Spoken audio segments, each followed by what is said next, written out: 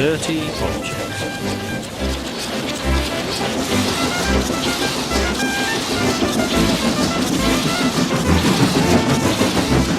Toby and Henrietta take the workmen to the quarry every morning. At the junction, they often meet James. Toby and Henrietta were shabby when they first came and needed new paint. James was very rude. What dirty objects, he would say. At last, Toby lost patience. James, he asked, why are you red? I am a splendid engine, answered James loftily. Ready for anything. You never see my paint dirty. Oh, said Toby innocently. That's why you once needed bootlaces, to be ready, I suppose? James went redder than ever and snorted off.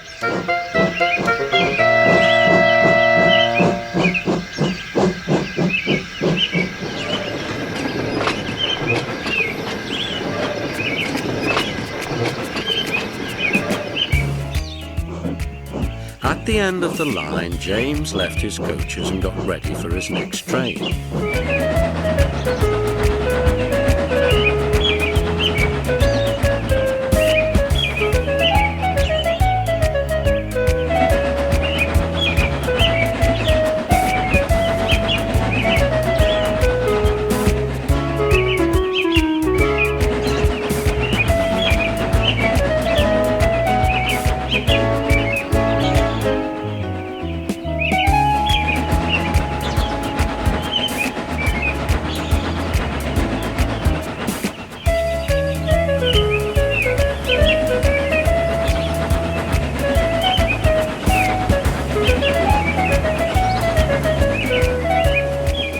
It was the slow goods, stopping at every station to pick up and set down trucks.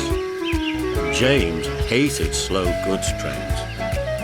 Dirty trucks from dirty sidings, ugh, he grumbled.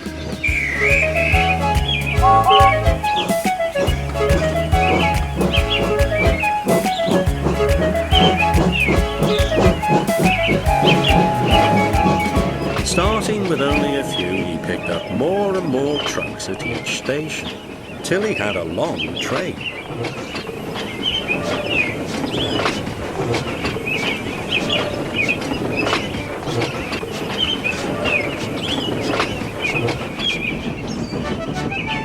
At first, the trucks behaved well, but James bumped them so crossly that they determined to pay him out.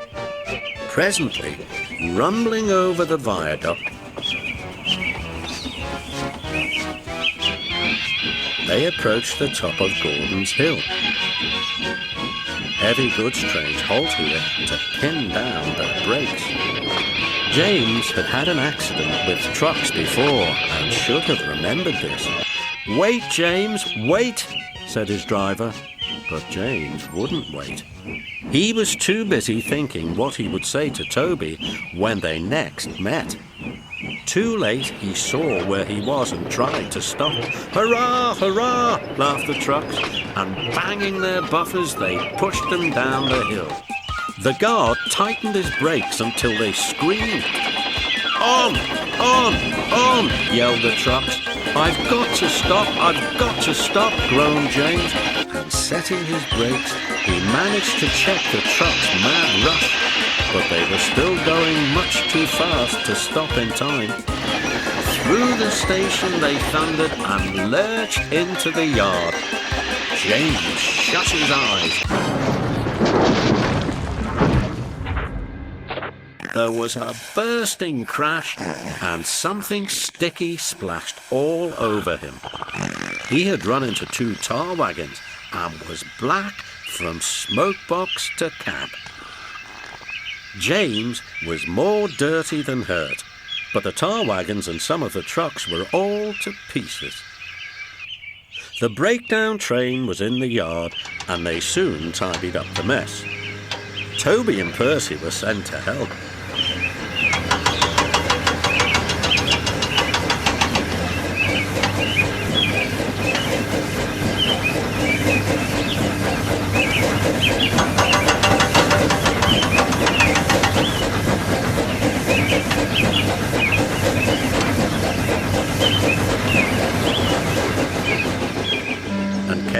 quickly as they could.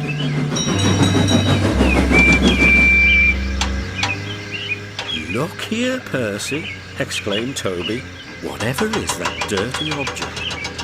"That's James, didn't you know?" "It's James's shape," said Toby thoughtfully. "But James is a splendid red engine, and you never see his paint dirty." James shut his eyes and pretended he hadn't heard. They cleared away the unheard trucks and helped James home.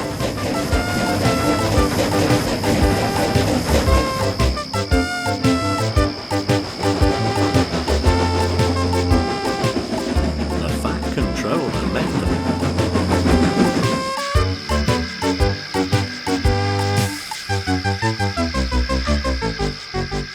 "Well done, Percy and Toby," he said.